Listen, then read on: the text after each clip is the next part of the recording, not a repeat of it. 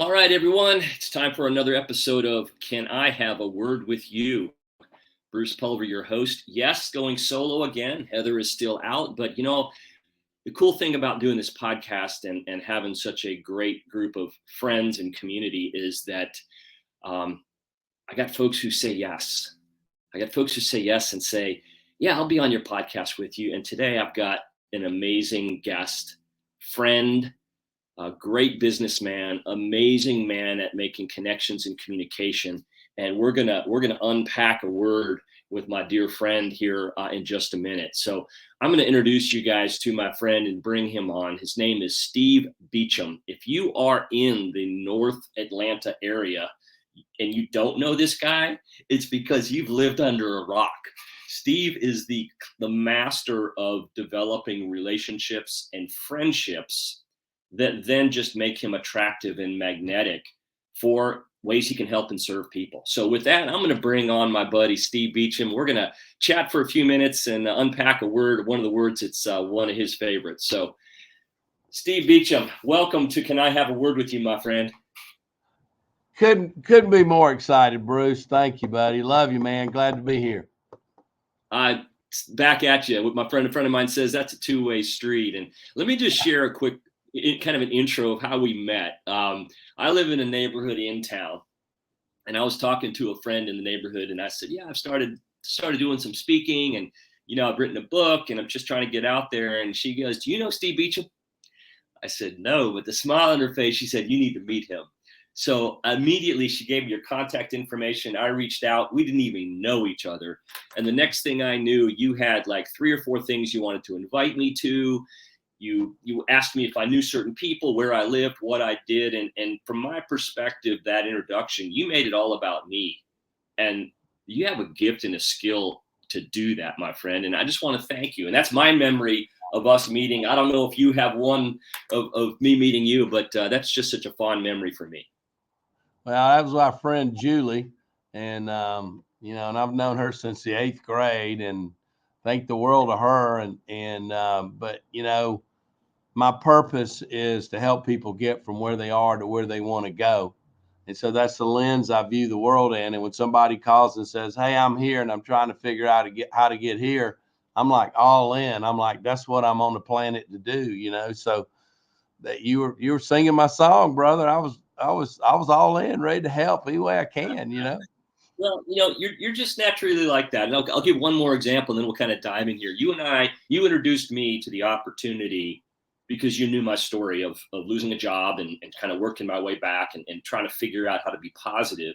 You connected me with a job search network organization that's associated with the Roswell United Methodist Church.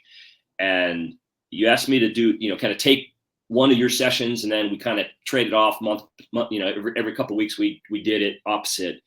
And I remember sitting down at dinner with you at a table, and there was a lady that came up who I could just tell she was nervous, she was kind of distraught, she was without position. And you just asked her a couple of questions. What do you do? And she was in your line of work. And, your professional work is in the real estate business and helping people be successful in that, whether it's realtors or whether it's folks buying houses or folks looking for, to find the right money and the right packaging. And she was either an underwriter or an assistant to an underwriter for loan processing. And you didn't just take her number. You didn't just say, "Hey, yeah, give me your contact information," or hand her a business card. You picked up your phone, you dialed someone that you knew that wasn't at this meeting and handed her your phone. And they connected. And I don't know if that led to a job, but to me, a lot of people talk about networking, and you aren't a networker. You take that word and you blow it up, and you do things with it, like you said, wanting to connect people. And I want to ask you kind of, why is that so important to you? Have you always done that? And, what gaps do you see in those that try to be good at networking? I know there's 3 questions in there, but let's unpack that.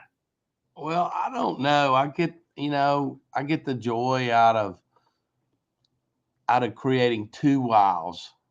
There's always somebody's always has a pain, and there's somebody that sees that pain as their pleasure. So, I mean, there's somebody there that needs a job, and there's probably somebody out there that's looking for that person, and they just haven't found them. And so, I love the fact that people go, "Wow, man, that was awesome! Thank you." Um, I don't know. I don't know what it is about that. I love that piece of feeling like I really was able to move somebody down the line somehow, closer to where they're trying to go. And even if you don't get them there, even if that guy didn't hire that person or not, the fact that other person knows that you cared enough to try to make that extra step to help them, it creates a wow within them. And wows create reciprocity. So I read a book one time called Influence by, Cardini. If you haven't read that book, it's a great book. And he's like, I remember him talking about back in the days with the Harry Krishners, they figured out they'd be in the airport, and they would walk with you and ask you for a gift, and people would, push them off. And then they got smart and they started getting roses, and they'd walk beside you and they'd give you a rose. Like, we would like to give you this rose. You go, oh, thank you for the rose. And then after they gave you the rose, then they could ask you, because they gave you something, they could say, would you like to donate? And their donations went out the roof because of the reciprocity in that. And I realized early on that the creating wows was not only fun, but it could down the road create reciprocity, and somebody would then call you later and go, hey, I was talking to a friend of mine and they said you're the guy to call for a mortgage, so kind of became a fun game. And I love that. I love that, so man. I mean, you know, that's my thing. That's what I love doing, and it makes me feel good. It makes me sleep good at night. I forgot the other two questions. well, what do you think? I mean, have you always been that way? I think to a degree, I enjoyed the helping part, but I got on this journey, in 2008 and 9 when the mortgage business crashed. It really made me go back and rethink about why was I doing what I was doing, and did I really enjoy it? And once the money dried up, I started questioning, am I doing it for the money, or am I doing it because I love it? So I started getting really started reading and dialing in on what was the difference between passion and purpose. And I came away that they were really different. I could be passionate about riding my motorcycle in the mountains, and that was fun, but that really wasn't my life purpose. So what was my life purpose? And so as I dialed down into that, my purpose was to help people. But then I tell people, you need that next sentence: help them do what? And so I became really engaged in trying to figure that purpose out. And so I've came up with the phrase, my life purpose is to help people get from where they are to where they want to go. That's a piece of helping that I enjoy the most. And so Wow. that's So, what I so a became. couple things I take from this: the two wows. So making a connection, right? It's almost like the jumper cables. Yes. That's my visual. And then the other is to do what? Like helping. We may think we're helping somebody, but if we take the time to dig into what is it they're looking for, it provides that connection that you're talking about. It's just like, yeah, I can help you. Here's a cup of coffee, or I can help you. I can buy you breakfast behind you. But what is it you're trying to get to is a great question. So I hope folks that are listening to this, that are looking at, improving their networking, it's really relationships, and it's real. I would say the two wows and the to do what. And the third question I had in there was, where do you think there are some gaps if we want to get better at building these relationships and having that meaningful purpose that involves others? Where do you think there might be some gaps or some I call it direct connect. And so what happens is somebody will call you and say, hey, I need new gutters, gutter guy. And so you might say, yeah, call my friend Jim. He's in the gutter business. And then you run into Jim down the road and say, hey, Jim, did my buddy Bruce call you? And he goes, no. So Jim never knew that you tried to help him. And so I started realizing that there are different forms of communicating. So the best possible form is you say, I need a gutter guy. And then I go call Jim, the gutter guy. And then I call you and I say, hey, you and I and Jim are going to meet for a cup of coffee. And then you've got a personal one-on-one introduction, and I'm there to kind of guide the conversation. That's the ultimate, but a lot of us don't have that much time. But if I just give you Jim's name, I never know if Jim got it. So what I call is came up with this thing I call direct connect. So you call me and you need a gutter guy. I'm on the phone with you and I go, hang on a minute. I go pull Jim up. I do a 3-way. I call Jim. If I got Jim on the phone, I say, hey, I got my buddy Bruce. He needs some gutters. Hang on a minute. Bam. I patch y'all in. Y'all have a conversation. If I get Jim's voicemail, while his voicemail's going, I patch you in and I go, hey, Bruce, we got his voicemail. Let's leave your name and number. He comes on and I go, hey, Jim, I got my buddy Bruce on the other line. He needs some gutters. I told him you were the guy. Bruce, leave him your contact information, and then you leave him the contact information. Well, 9 times out of 10, he's going to call me back and go, hey, man, I just talked to Bruce. Thank you. That was awesome. I'm going to go help him. So that way, both parties know that I tried to help them. And I think that Wow. that's the really cool missing piece that a lot of people don't consider. And it takes a little more time. But if you're really in my world and you're trying to build deeper relationships and you're trying to connect people and you're trying to create wows in people, that extra little 5 minutes is huge down the road. Wow. So I've got my little microphone here, and I would drop it, except it'd make a lot of noise and turn off our podcast here. That is beautiful. It's like it like takes the extra. It's not extra effort. It's probably what we should be doing anyway. But a lot of times when you think about networking, it's a cocktail hour, right? And you're going and you're telling your story to somebody. But this direct connect, this to do what, and this 2 wows is this is just gold, man. I Good appreciate you stuff, isn't sharing it? this. And hopefully Well, I folks will stole it. I didn't invent it. I stole it. well, sometimes the best things are stealing and applying to how it works for you, right? Well, Right, I've learned a lot. right. I've learned a lot of that from you, and my dad kind of maybe bulleted it down a little bit differently. He told me that there's 2 times the word get should come before give in life. The first is when the word up comes after it. Get up before you give up, right? And the other That's time, awesome. second time, is in the dictionary. The only time get should come before give is in the dictionary. You should always be looking to give something first. And it's not, right? It's not in return for what? It's not that immediate, because that gutter, he may only need gutters. He's not looking for a mortgage. He's not looking to get a Right. construction loan. He's not looking for all that stuff. But 2 years from now, his daughter might be buying their first house, and and son-in-law or something, and they say, hey, Steve helped us. Yeah. You're planting seeds. I think networking, I could sum it up, and you tell me what you think about it. It's about constantly planting seeds. It is. And I guess the biggest thing, one of the transitions for me was, you're in sales and you think about the traditional sales of prospecting, cold calling, trying to get people to do stuff. And I kind of went with this philosophy. I heard a couple of guys talk about, if you give, like, I think it's Zig Ziglar or somebody, if you give enough people what they want, they'll help you get what you want. And so I decided early on that I was going to go whole hog on that. I was just going to give, and see what happened. And so as I did that, I got better at giving and learning things about giving. So you can give and not receive.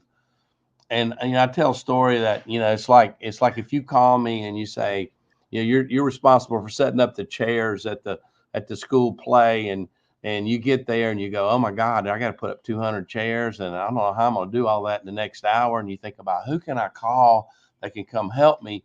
And you say, oh, I'll call Beach because, he owns his own business. He can leave. And I go and I help you set up the chairs. And then I leave and I go, well, I help Bruce, but Bruce has never helped me, So people have that thought that I help people, I give all the time.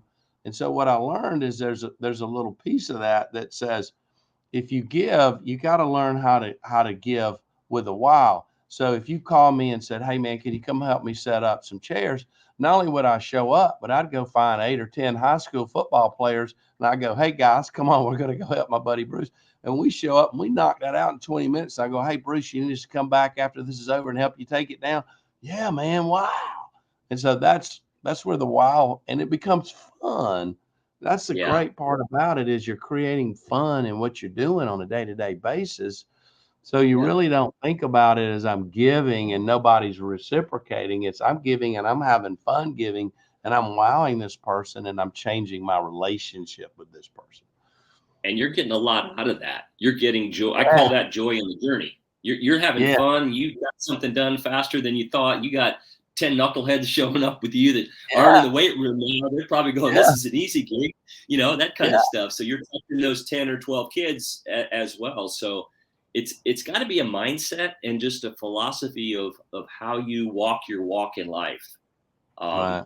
And a lot of our podcast, we do dive into some faith-based things about why that's important and all that. But I think, at this point, actions really speak for what we're really trying to do and whatever that purpose is. And I say this a lot. One of my favorite things about the word action, which you take when you network, connect, and bring the wow and do the direct connect, and to do what is action just means I act on. The letters of the word define it. So you were a guy that just takes action. You say, where can I fit in and where can I bring more? So if any Yeah. folks that are listening to this, I hope you'll take some of Steve's energy and enthusiasm, because it's not always easy to give, right? I mean, sometimes you're not in the mood, but usually when you come out of it, you feel better, like you contributed something.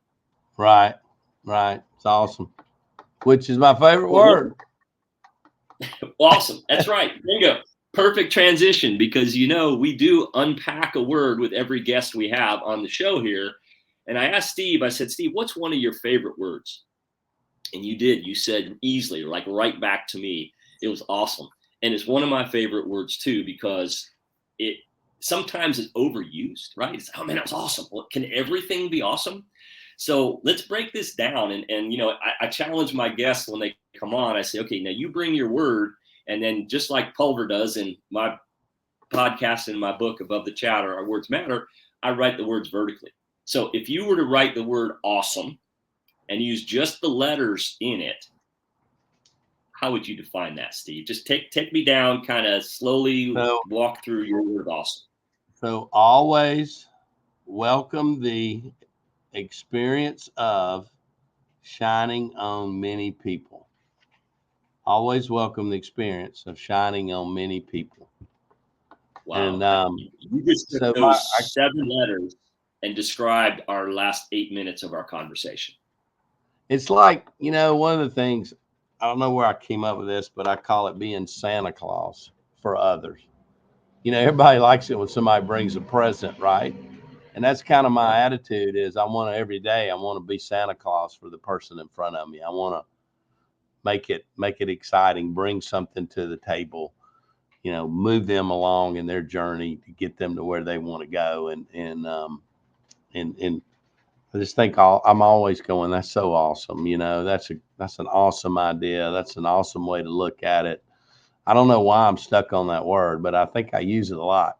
So You do, and it was one of the first words I wrote in my book when I was so finding awesome, creating awesome is sort of energy, and it creates a momentum yeah. when you reuse it. But if What you're was in a the place first word you wrote? What was the first word first, that you wrote in your book? first word I wrote was strong. Stand tall, remain optimistic. Now go for it. It And was that was a because you were probably at a transition in your life, right? You needed to talk some positivity into yourself, right? absolutely. I had to do that. And the second day I wrote awesome. So still in a little bit of that funk, right? Still in that funk. I wrote in anticipation of the day being what you just described in the last 15 minutes, of being phenomenal, having joy, giving, sharing, pouring into others. I just set up a wonderful experience shall overwhelm my expectations. So I was kind of Wow. putting it out to the universe that I needed an awesome day. And Steve, I didn't know how to create it, but what you've talked with us about is creating awesomeness by giving, by creating that double connect, right? By the 2 wows. And there's so much more to your story. I don't want to end it here. I mean, besides doing the work you do in your community with helping in the real estate world, and beyond, you're also an author and a speaker. And I'd love for you to share a little bit about, your books, right? Amazing. What's your buzz? Bass Ackwards Business, and the tapes we play in our head. I mean, those are like total upstream against the current titles. Talk to me about writing and the messages in your book. Well, I just, you know, what happened to me originally was I, before the crash in the mortgage business, a lot of people were leaving the banking side of mortgages and going to mortgage brokers. And over a really short period of time, like 2 or 3 months, I tripled my business of all these loan officers wanting to come to me as a mortgage broker because they thought the banking part was not going to be as good. And I realized I didn't have I wasn't having sales meetings, and we didn't advertise. It was all relationship based selling. And so I started writing down how was I going to tell these guys how to go out and network better and build relationships and, you know, and get their business that way instead of being on the radio or television or direct mail marketing and stuff. And so as I started doing that, I was at a mortgage conference and I was showing it to a couple of mortgage guys. They were going, "Dang gum, dude, I never thought about it this way," or "That's you need to write a book. You need to write a book." So then when the crash came, I had plenty of time and I said, I got to come up with a way to make some money. So I started writing that book, and that ended up kind of launching me into a speaking career, our side hustle as a speaking career. And for the first couple of years when the mortgage business was bad, that's how I survived, was speaking. Mm.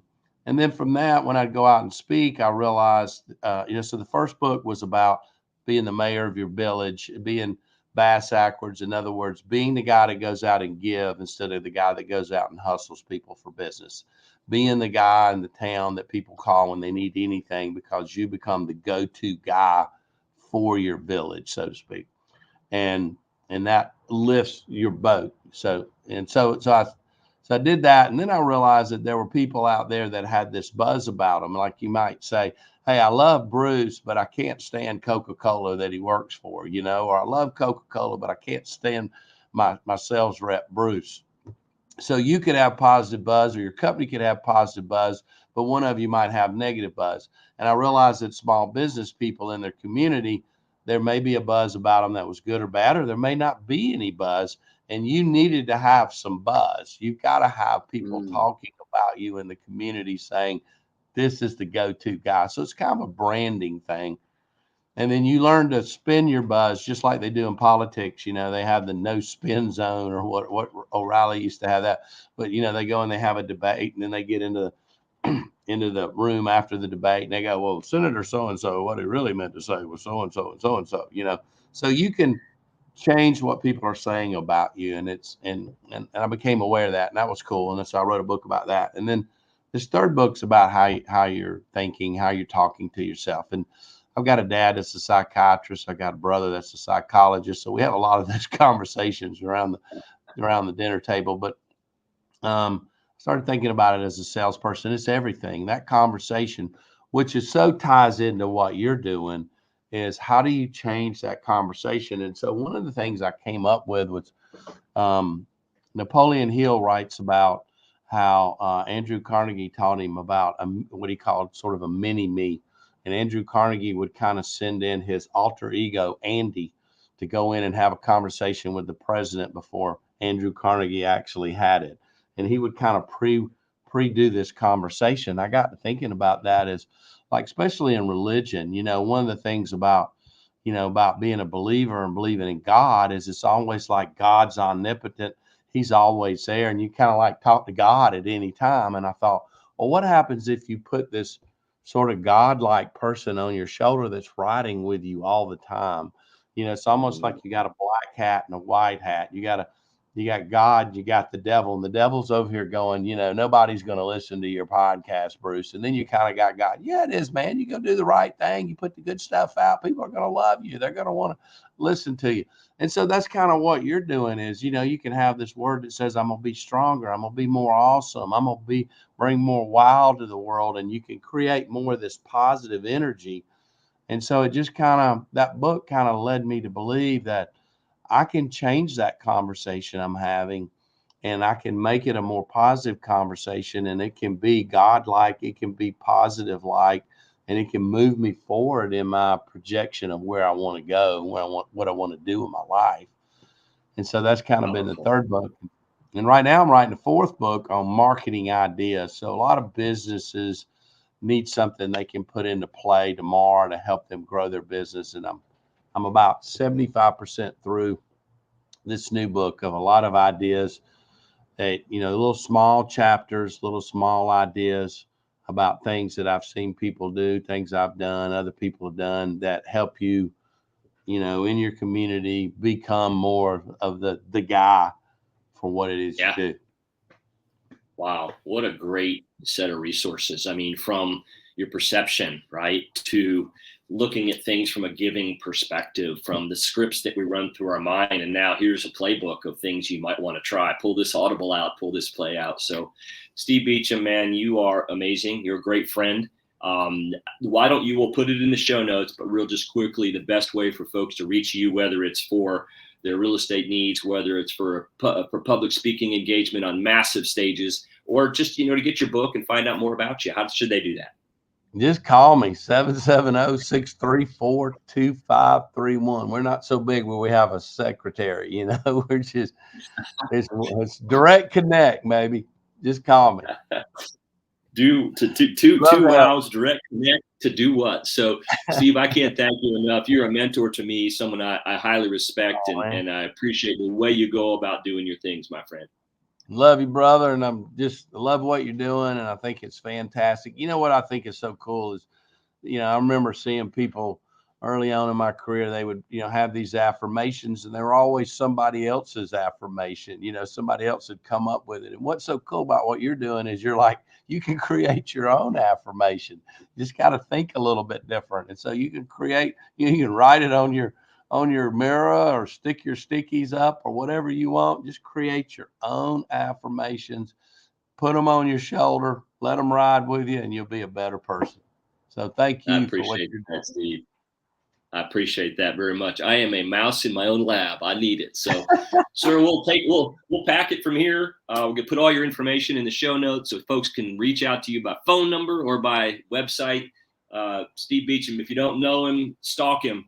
He's one of the good ones, and you learn a lot from him. So, till Thank you, next man. time. Thanks everybody for joining. Can I have a word with you? And Steve Beecham, thank you, my friend.